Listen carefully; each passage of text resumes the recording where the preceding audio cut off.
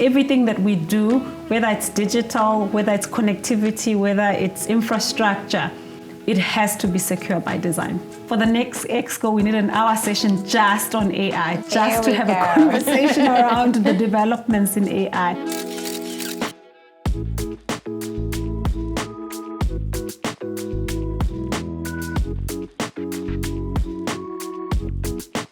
Welcome to the Africa Tech TrendLine podcast series. I am Omeshnee Naidoo, the CIO, Deloitte Program Leader for Africa. Joining me today is Sne. Welcome, Sne, to the podcast series. Sne is the Group Vice President of Technology and Digital at AECI, a century-old South African industrial conglomerate operating across 150 plus sites, 6 continents, 20 countries, and approximately 7,000 employees.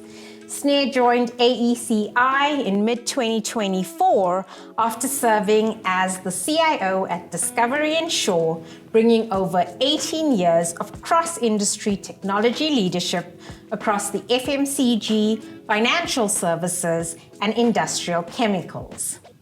Sne brings with her a rare combination of cross-continental leadership, deep transformation credentials, and an extraordinary personal story. Raised in KwaZulu-Natal, shaped by matriarchs and a father who was a liberation struggle activist, she has navigated digital transformation across global FMCG, insurance, telematics, and now the industrial mining at scale. Her redesign, before you automate philosophy, governance-first approach to AI, and commitment to building digital culture inside a 100-year-old company makes her a very compelling and deeply relevant voice for the series. The skydiving metaphor is real. She leads by taking the leap. Welcome, Sne. I'm really looking forward to having you here. So let's talk a little bit about you. As we get started. Tell me about the journey from your perspective. It seems like you've traveled the world from a career perspective. Unilever in India, a Danone from Middle East and the Africa perspective, different industries, a Discovery and Shaw, all the way now to an AECI, so across industries. Tell us a little bit about this cross-industry experience, the journey that you've been going through, as well as what's led you to this technology leadership space that you find yourself in today. Thank you so much. So humbling, Omeshnee. Really appreciate it. And thank you for the opportunity to chat to you today. You know, I've been in IT for the past 2 decades, and I love what I do. And so it feels like I've only been around for a little while. In terms of cross-industry, I think for me, the biggest lesson that I've learned is that cross-industry experience is invaluable. I've gone through FMCG, started my career in FMCG. I've done industrial, I've done financial services, and I'm back in industrial again. And I've found that with every move, I've brought in a different perspective.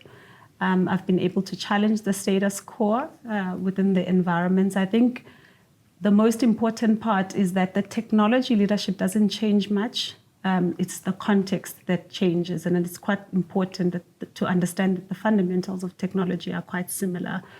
I also think that industries look different on the surface.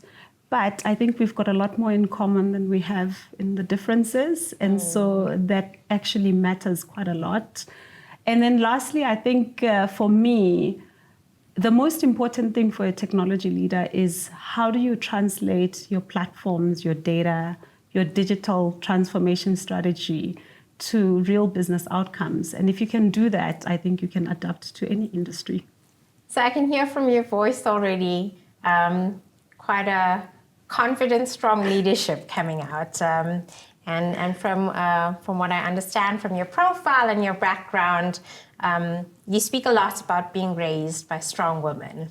But your mother, as a nurse, your grandmother, and back home.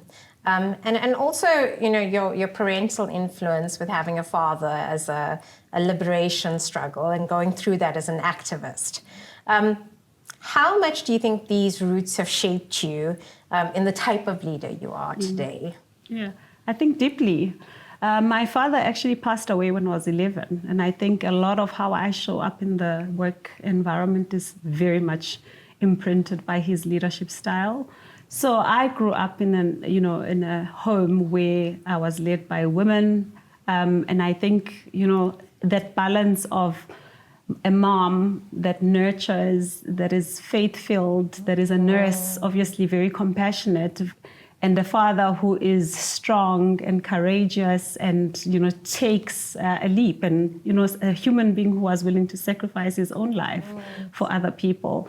I think that creates a balance in my leadership style. I think I'm able to show up with empathy when humanity requires me to show up that way, but also I show up with conviction and courage where there's a need for me to show up in that manner. So I am able to read the environment and I think be able to then frame the conversation based on that. And I think that enables me to then strike the right balance in terms of bringing the empathy and the soft skills, and then when required, being able to have courageous conversations and be able to stand for something that's bigger than myself.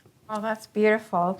I mean, I think we've seen that some of that resilience that you speak about through your career, going through different types of roles, needing to go to different places. I see again in your profile, you had to relocate to Bangalore with 3 very young children in a global role at Unilever. We hear so many times when speaking to leaders around the aspects of work-life balance and how do you make a career work alongside needing to have your family. Tell us about this experience of needing to make this global move. What did that experience teach you, and how did you make it all possible? I didn't make it all possible. There's a Zulu proverb that says it takes a village to raise a child. And I think my upbringing comes into play. When I say I was raised by my grandmother, I think definitely my mom and dad were worried about the security aspect because my dad was constantly hunted for the work that he did. And so I was raised by a village, and I am certainly not going to take credit for raising my kids on my own. I've got a family structure that supports me. So taking on a stint in India, again, took a lot of courage. I didn't relocate with my kids. My kids were in South Africa, and I was in India. I used to do 2 months in India, 2 weeks in South Africa, 2 months in India, 2 weeks in South Africa. Wow. And it was probably one of the most stretching leadership journeys that I ever encountered. Just being able to, assimilate into the culture was quite difficult at the beginning. However, Unilever did have a flagship program that actually enabled me to really just get on board and move forward with the assignment. It was an assignment that required me to lead at a time when agile transformation and agile methodologies were at infancy. And I was working with a strategist at the time to carve out an agile release management framework that would then become a global standard for Unilever. At the time, Unilever had Bangalore as the IT hub of Unilever, Silicon Valley of Unilever. And so I was like a sponge. So I had a lot to learn in that process. And from a sacrifice perspective, definitely, again, it takes a village to raise children. And so having that support structure enabled me to be fully present, and I really enjoyed that assignment. And I can totally relate on so many factors. So personally, from my side, Sne also raised in a home with a mum, with a dad that passed away when I was quite young. Raised by a mum and a grandma, so very much resonates from a story perspective. Sure. Having had kids at a young age, having been in the consulting world and needing to travel the world. My mum relocating to live with us for the first 10 years of my children's lives in order to create a support structure.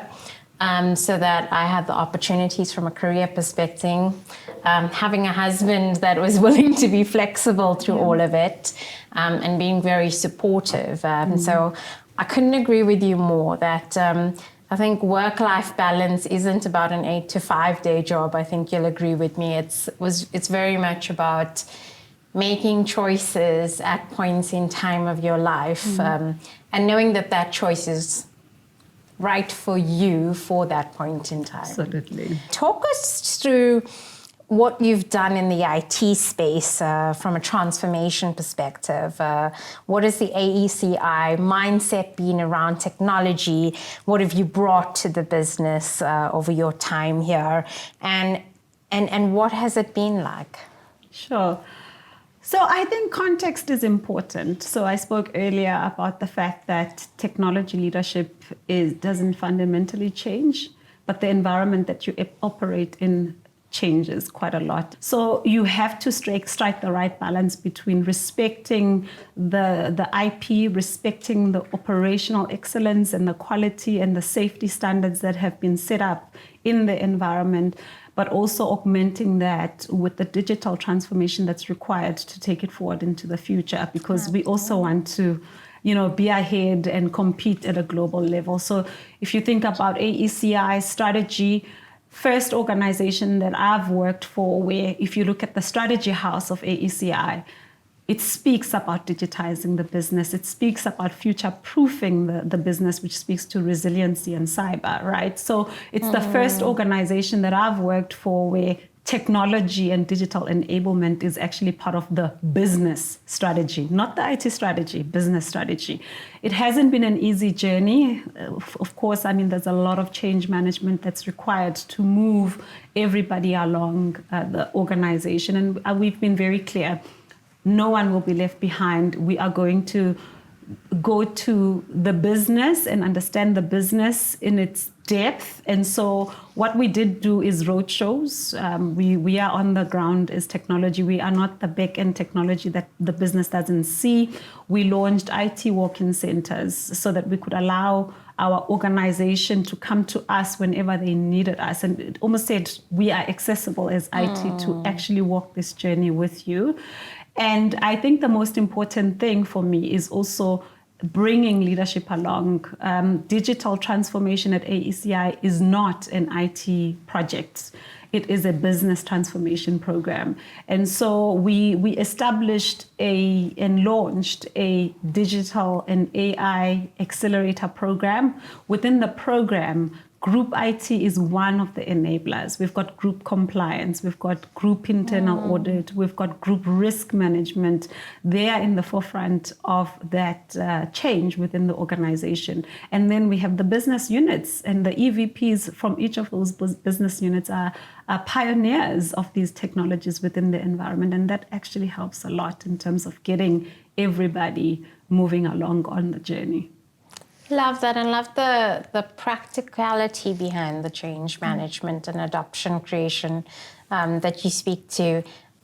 So in order to enable that, we are picking up in the Deloitte tech trends globally that when we've done our surveys for the last year, that 99% of the IT leaders under that survey group have highlighted that they've been undergoing and undertaking operating model changes. How much has this affected you on the AECI world from an operating model perspective? We're seeing companies and a lot of IT leaders talking about how they remodel their IT teams. Tell us a little bit about AECI and whether that has affected you and how has that worked? One of the early realizations when I did my initial assessment of the AECI environment was a principle that we developed at even a board level to say that we cannot digitize on top of old infrastructure.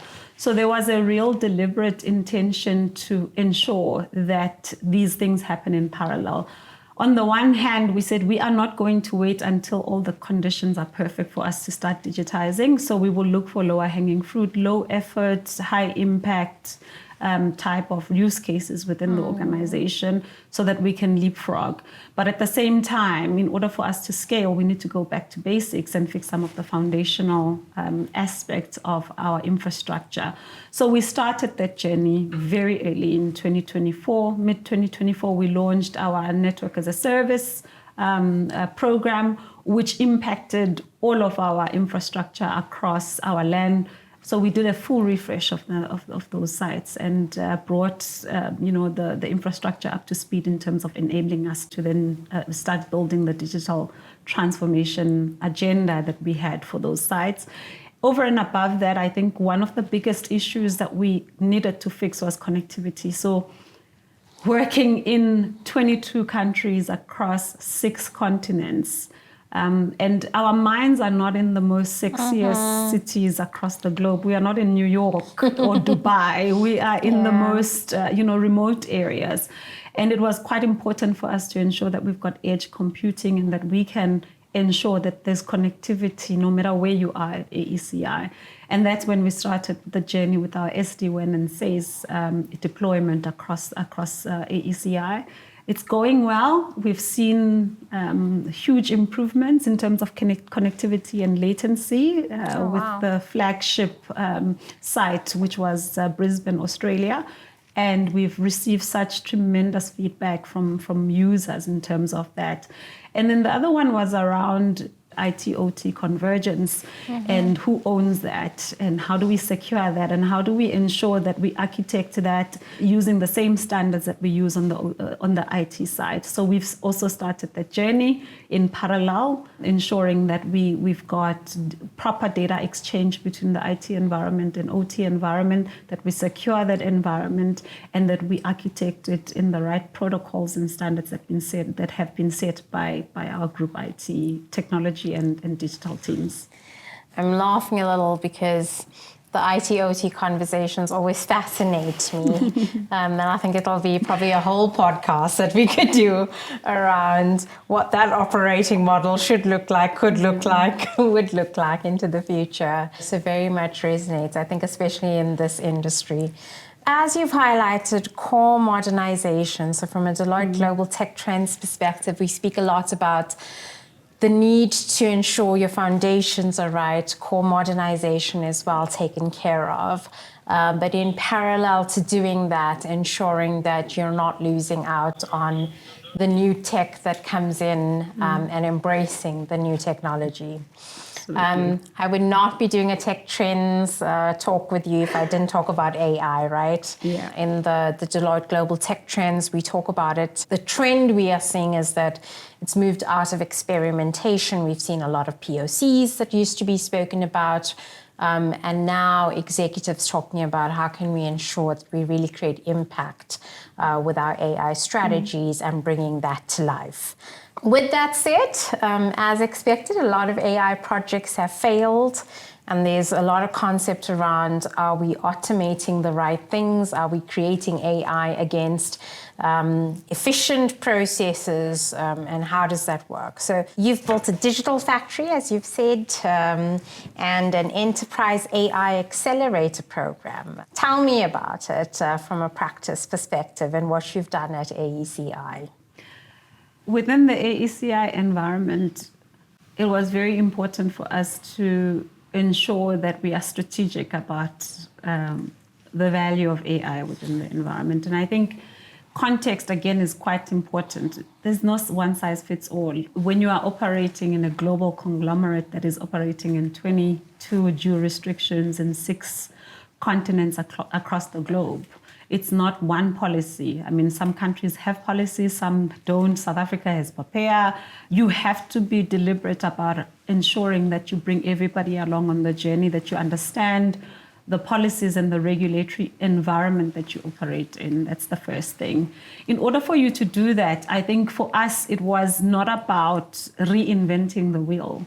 We wanted to treat AI as any other capability that exists within the organization. And we were very deliberate in saying it must sit across all layers of our organization. So at the top, you've got the board. They have fiduciary duty to ensure that whatever AI strategy that we have, AI policy that we have, they need to review that. They need to have oversight.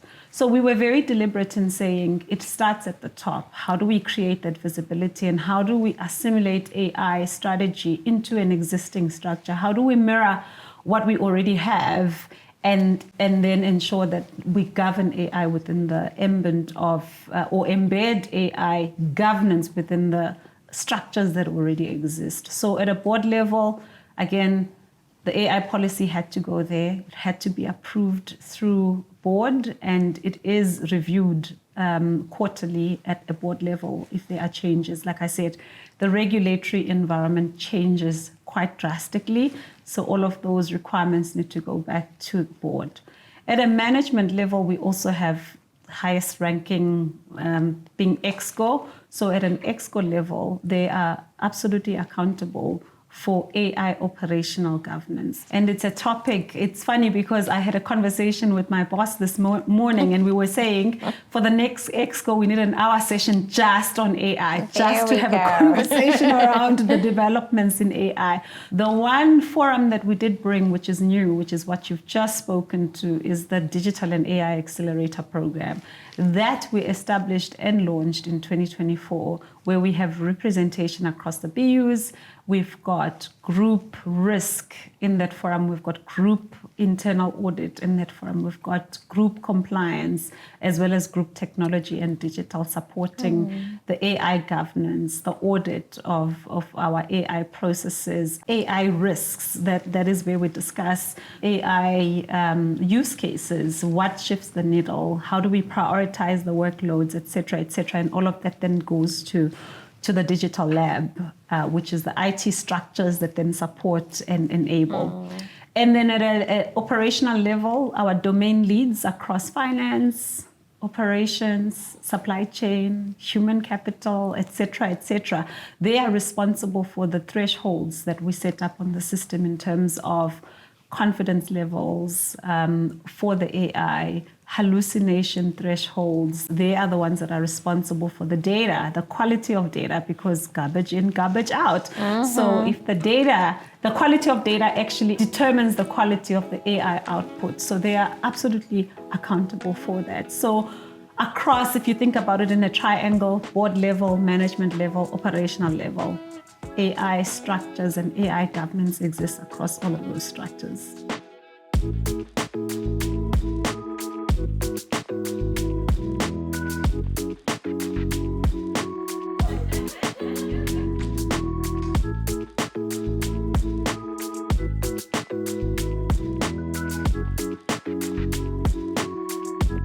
Let's talk a little bit about in the industrial space. We, from a tech trends perspective, have said AI is going physical. It's what we're starting to see. The real robots are starting to arrive at our door. In the AECI world, you handle explosives, detonators, sensitive chemicals. You've got edge computing in your remote mines, real-time telematics. In this whole world of AI going physical, what does that mean in terms of African mining in your mind? And what are the stakes if it goes wrong? Sure, yeah. So we do handle quite sensitive products. Again, it's a highly regulated environment. You can't just ship a detonator across the globe without tracking where it is and what it's doing, etc. And one of the key capabilities that we've looked at is digital twins within AECI environment to say, how do we simulate a blast, for an example, before we see it in real life so that we can optimize the blast, because safety is quite important to us. And I think for us, the business case for AI sits within that environment of how do we ensure that we are able to build simulations and formulation from a laboratory and chemicals perspective that enable us to see what those blast outcomes would look like before they actually happen in real life. So what we do in AECI is we manufacture these detonators. That's the first thing that we do. We transport them across the globe, not even in Africa, across the globe. And so it's quite important for us to trace where these products are at any point in time. So we've embarked on a track and trace program. It's actually a regulatory requirement. So we've embarked on that, and it's one of our flagship digital transformation programs that we are currently running at AECI, where at any point in time, first of all, it starts with the labeling of our detonators as we produce them, serialization of our detonators, and being able to track that in real time as the trucks move around the globe so that we can explain where the detonator is. We are in the mining explosives industry, and we want to make sure that every single detonator that we produce ends up where it's supposed to be and not anywhere else. And to be honest, we can't keep up as humans. We need an AI in order for us to get that optimization. Absolutely. So those are some of the flagship products that we are looking at from an AECI perspective. Wow, that's amazing. I mean, I asked the question of what could go wrong, and it sounds like you answered me the other way, which is actually how beneficial AI actually can be to you as an organization and to the mining industry. Yeah. And congratulations, I see that AECI has won gold at the 2025 Logistics Achievers Awards for its supply chain digitization. I mean, I think what you've spoken about very much now resonates, and it definitely is being recognized. So tell me, where do you see the supply chain technology of the future going to, or where will it go next post this Achiever Awards? So across the organization, I think for me, through the Digital and AI Accelerator Program, we have quite a lot of use cases for supply chain. We also have a lot of use cases across the organization. And how I see it is that we want to embed AI across the full value chain, end-to-end processes through workflows. If you think about some of our processes that exist in our SAP environment, for an example, our source, plan, make, and deliver, we have quite a lot of workflows within that environment that can be automated. And for us, that probably is the next best step within the supply chain environment. We are looking at the moment at procurement digitization. How do we bring in some of the platforms that we've deployed from an AI perspective? In the conversations that we've had with supply chain, we speak about the fact that we want to focus more on growing the business, top line growth, and not necessarily number crunching and going through the motions of S&OP, for an example. That process is a manual process, and it takes a lot for them to ingest the data and get to the number in terms of their planning. How do we take that away from them so that they can focus on real negotiations and getting the business growth aspects in place from an AECI perspective? So that's where we think there's use cases. It's within the day-to-day operations and the transactions that happen on a day-to-day basis. We've heard your views around AI and some of the amazing things you're doing from a digitization perspective.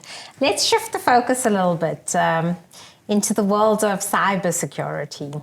You're in a risky business. You've spoken to us about how monitoring of explosives and the types of materials that you take across the world.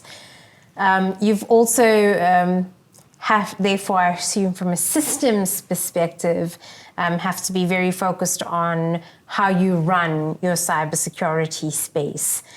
Talk to us about your cybersecurity posture, the philosophy, and having to operate in so many countries. How do you build a culture around cybersecurity and have this be taken seriously in your organization? I think it's important. It was quite important for me when I started at AECI to frame cyber risk not just as an IT risk, but as a business risk. To your point, we operate in an environment where cyber touches detonators, it touches our IoT devices, which means that the impact of cyber is felt on the ground, in safety, in sustainability, in actually grinding the entire factory for hours on end. So at a board level, they don't see cyber risk as an IT risk. They see it as an organizational risk. So the framing is very different from, all right, it's an IT issue and the cyber people will sort it out. And I think there is a real realization, even at an exco and management level, that if a cyber incident had to happen within the organization, it doesn't only impact systems, it also impacts our processes and our ability to operate as an organization. And so I think that's quite important for any CIO. It has to be framed in that context because it really is a business risk. When I joined AECI, we didn't really have a cyber capability that was focused on cyber. So we established that from the ground up. We now have an information security function within tech, and it's a function that's growing. A lot of that was actually outsourced. We've now augmented that with an internal team that is able to govern the process. And that's very important because we've seen a huge shift in terms of our cyber posture over the last 2 years, where we've moved from a cyber posture in the 50s. We are now chasing the 80s. So big improvement in terms of our ability to respond and our ability to protect our environment and have assurance and controls in place to enable that. What we also did within the ambit of the NAS project, the Network as a Service, is when we rebuilt that infrastructure, cyber was top of mind. It was cyber secure by design. The work that we are doing on SD-WAN that I spoke about, which is about connectivity across 22 countries, 6 continents, we actually augmented the SD-WAN capability with SAIS, which is the security aspect. So very deliberate. Everything that we do, whether it's digital, whether it's connectivity, whether it's infrastructure, it has to be secure by design. You spoke about the what you did. From a culture perspective, have you seen a cultural shift, especially with employees in terms of how they approach security in your mind? Absolutely. So when we launched the cyber function within AECI, we also launched a campaign called You Are the Human Firewall. And we've been very clear that it stops with you. It stops with the human. If that eventuality happens, it will be because there's a person that opened the gate or opened the door. So we need to keep the door closed, and you are the human firewall. And we've seen tremendous awareness campaigns, launched within the business, and we have seen that our phish prone rate has improved over the last 2 years. I remember we did our first phishing simulation about 2 years ago, and our scores were shocking. I mean, we looked at benchmarks and we were worried, and we put everybody on training, and we got ExCo, and we got literally everyone across the organization to do the training. It was mandatory. Then we ran another campaign, and the numbers never lie. So if you look at the improvement in terms of the cyber index, prone index, cyber awareness has become a culture at AECI at every level. If you look at the number of phishing attempts that get reported, so users are not just ignoring them, but they're actually reporting them to IT. Again, it's quite telling from where we started. And we continue that culture. It's not something that you never arrive when it comes to cyber. I think you always have to have those awareness campaigns.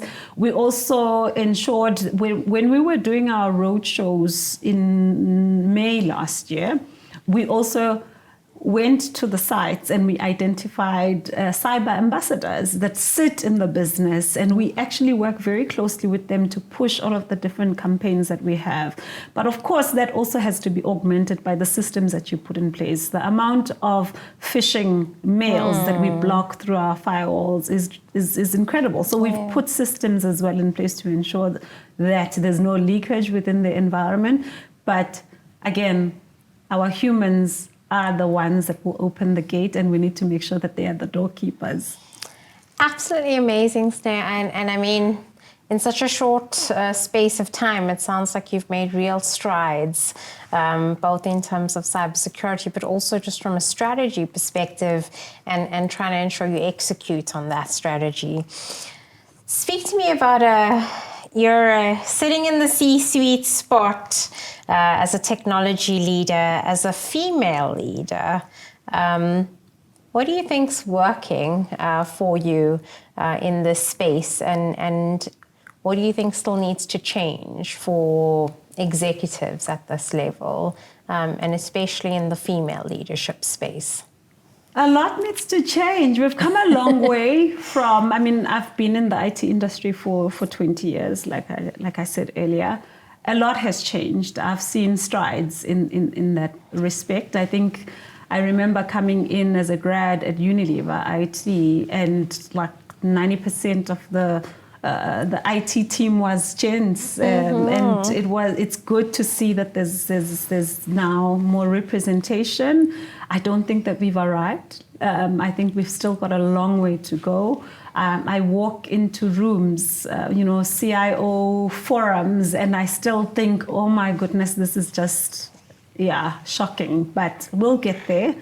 What does it take? I think we need to open doors for other female upcoming future leaders within the tech space to take the spaces that exist. I think we need to be advocates for them. I think mentorship and sponsorship, for me personally, has been a tremendous door opener. I am a beneficiary of sponsorship and mentorship, and I think we also need to pay it forward as tech leaders.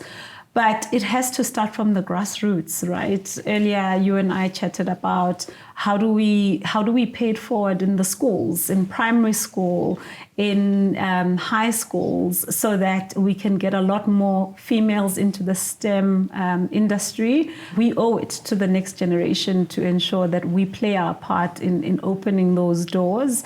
And of course, I think once they come into the space, we need to be good mentors, and we need to sponsor them within the boardrooms where they may not be, so that they can grow within the ranks. We also need to ensure that we give them the depth and the breadth from it. I mean, technology is technical. You have to have the technical breadth and in the spaces that you operate in order for you to lead. But we need to open those doors for them and give them those stretch opportunities so that they can thrive, and then support them, have a proper support structure. I'm very big on women in IT. And again, you and I chatted earlier, and I spoke about the fact that every organization should have a women in IT forum. Absolutely. Where we can support the ladies within the STEM. We can extend it to the broader STEM function. And so those are some of the things that we can do to empower women. And then we need to be great leaders, because I think if they see people like us, people that look like them, leading well, they would want to aspire to be in these leadership roles within tech. Super inspirational, and I look forward to the future in terms of the opportunities to be able to collaborate and see what more could be done in that space. As we close out, Sne, one word of nuggets and advice, if you were talking to young women in South Africa who have an ambition to think about this tech space or wondering what to do career-wise, what advice would you give them? A lot of women out there are aspiring to become tech leaders or leaders in environments. I think for me, leadership is deeply human, and I think it's important for all of us to build character before we look at capability. And I think we need to do that in parallel. I'm also big on lead from a place of purpose. Know who you are. Your inner posture is far more important than the extrinsic values that you see outside of yourself. And so for me, leadership starts with self-leadership. Your purpose should always come before performance. In fact, your purpose drives your performance. Your character drives your capability. And again, I mean, I'm a Zulu girl, so Ubuntu, leadership is about humanity. You have to create, a psychologically safe environment for your team to thrive. And so as you pursue leadership, for me, make sure that you build the character and lead from a place of purpose. Absolutely amazing. Thank you so much, Sne. Absolutely lovely having you here. And it has been great speaking with you. Awesome. Thanks, Great. Omeshnee.